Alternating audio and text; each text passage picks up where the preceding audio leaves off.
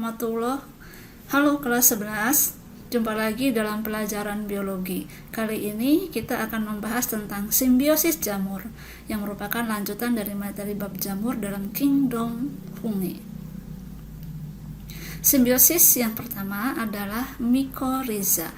Mycorrhiza berasal dari dua kata, yaitu mycos yang artinya jamur dan rhiza yang artinya akar. Dalam hal ini maksudnya adalah akar tumbuhan. Pengertian mycorrhiza merupakan interaksi simbiosis mutualisme antara jamur dengan akar tumbuhan. Ada dua macam mycorrhiza. Yang pertama ektomycorrhiza.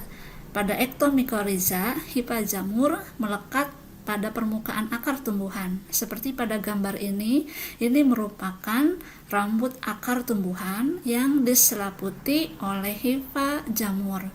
Gambar yang lainnya seperti ini menunjukkan keseluruhan wilayah perakaran dari tumbuhan, dan berkas yang berwarna putih itu merupakan hifa jamur, sehingga dengan adanya hifa jamur yang menempel pada akar tumbuhan membuat perakaran tumbuhan lebih luas lagi. Gambar yang lainnya seperti ini. Mycorrhiza yang kedua adalah endomycorrhiza. Pada endomycorrhiza, hifa jamur masuk ke sela-sela antar sel-sel akar tumbuhan seperti pada gambar di samping. Yang berwarna hitam ini merupakan hifa jamur. Ini menembus epidermis. Nah, ini merupakan penampang memanjang, sayatan memanjang dari akar tumbuhan. Ya, tampak di sini yang berwarna hitam ini menembus lapisan epidermis masuk ke dalam korteks, dan ini merupakan berkas pembuluh dari akar. Ya, ada penampang melintang tampak seperti ini. Bercak-bercak ini merupakan hifa dari mycorrhiza. Mycorrhiza itu simbiosis antara jamur dari golongan Zygomycota, Ascomycota, dan Basidiomycota dengan akar tumbuhan. Pada simbiosis mutualisme tentu ada keuntungan timbal balik yang diperoleh dari dua belah pihak. Yang pertama, apa peranan jamur pada simbiosis mycorrhiza?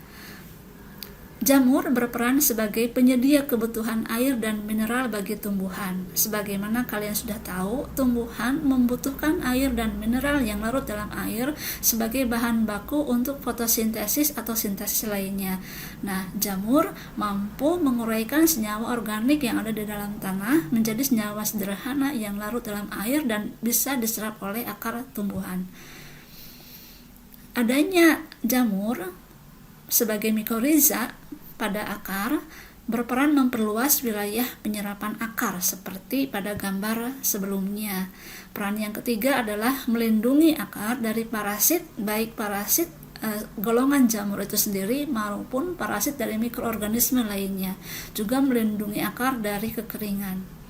Nah, ini perbandingan antara tumbuhan yang tanpa mycorrhiza yang berwarna terang dan tumbuhan dengan mycorrhiza. Grafik ini menunjukkan manfaat simbiosis mycorrhiza bagi tumbuhan.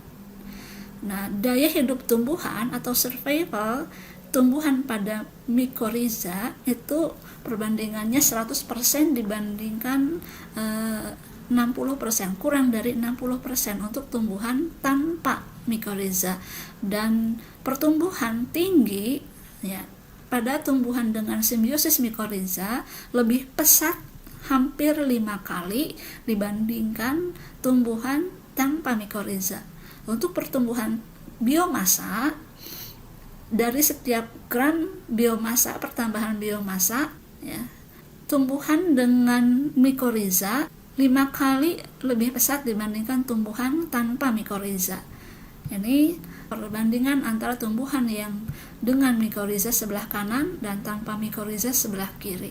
Nah, sekarang apa manfaat atau peranan tumbuhan dalam simbiosis mikoriza. Bagi jamur, tumbuhan merupakan makhluk hidup autotrof, sementara jamur merupakan makhluk hidup heterotrof yang membutuhkan makanan dari makhluk hidup lain. Dalam hal ini adalah tumbuhan sebagai penyedia atau penghasil makanan. Maka tumbuhan berperan menyediakan kebutuhan makanan, dalam hal ini karbohidrat, hasil fotosintesis bagi jamur.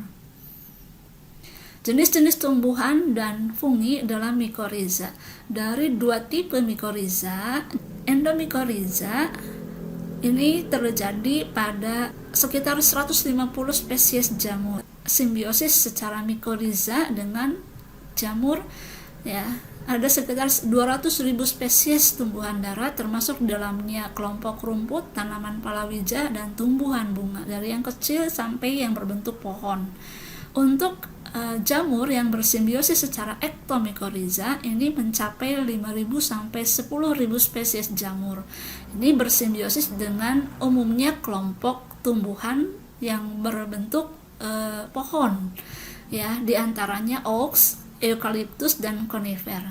Konifer ini merupakan sekelompok tumbuhan yang berbentuk kerucut atau cone, dari kata cone, kerucut.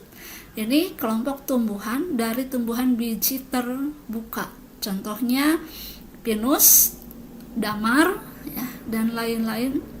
Ini kelompok jamur Divisio jamur yang bersimbiosis secara mikoriza, yaitu Zygomicota, Ascomicota, dan Basidiomycota.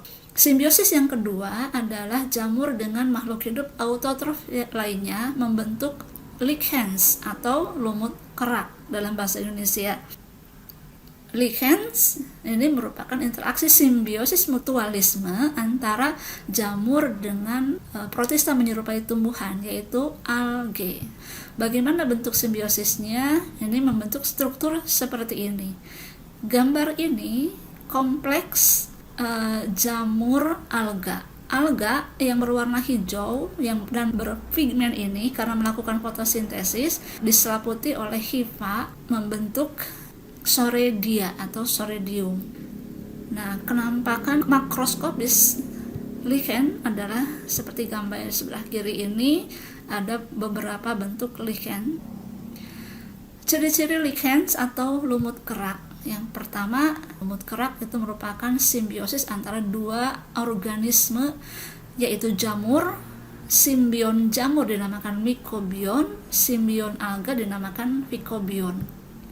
Dan ini hidupnya biasanya pada batang kayu, baik yang masih hidup maupun yang sudah lapuk, di atas bebatuan, di permukaan tanah, atau di permukaan bangunan. Lumut kerak dapat bertahan dalam keadaan panas, sangat dingin, atau kering luar biasa, sehingga lumut kerak merupakan organisme pionir, di mana ketika organisme lain tidak bisa hidup, lumut kerak mampu bertahan hidup.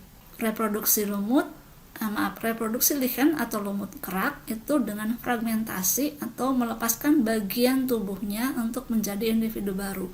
Nah, bagian yang dilepaskan ini dinamakan Soredium. Soredium itu terdiri dari kumpulan sel alga yang dibungkus oleh hifa jamur. Ini dia gambar Soredium, kumpulan sel-sel alga yang dibungkus oleh hifa jamur. Lumut kerak sendiri strukturnya seperti ini. Ini permukaan atas diselimuti oleh hifa jamur, bagian tengahnya adalah sel-sel alga dan ada rongga tidak rapat karena sel alga membutuhkan oksigen dan CO2 untuk fotosintesis dan untuk respirasi, dan permukaan bawahnya juga diselimuti oleh jamur. Ya, ini perlindungan jamur bagi alga yang membutuhkan air, membutuhkan supaya tetap lembab. Ini bagian rizoma atau rhizoid yang tempat melekatnya lichens pada permukaan tanah, bebatuan, atau kayu. Ini contoh lichens, ada 3 macam lichen dalam satu pohon ini. Nah, ini macam-macam lichen berdasarkan bentuknya. Yang pertama, bentuk foliose. Bentuk foliose seperti ini, seperti daun, ya. Contohnya pada spesies Bellacaria dan Parmelia. Bentuk yang kedua adalah krustose seperti bercak-bercak ya. Contohnya adalah grafis. Yang ketiga adalah frutikose. Frutikose ini indikator udara bersih dan sejuk di pegunungan atau di tempat yang dingin, sehingga di wilayah kutub yang udaranya masih bersih dan dingin ini bisa menutupi permukaan kutub. Nah, contohnya ini adalah janggut resi, dalam nama latinnya Usnea longissima, tumbuhnya bisa sangat panjang beberapa meter.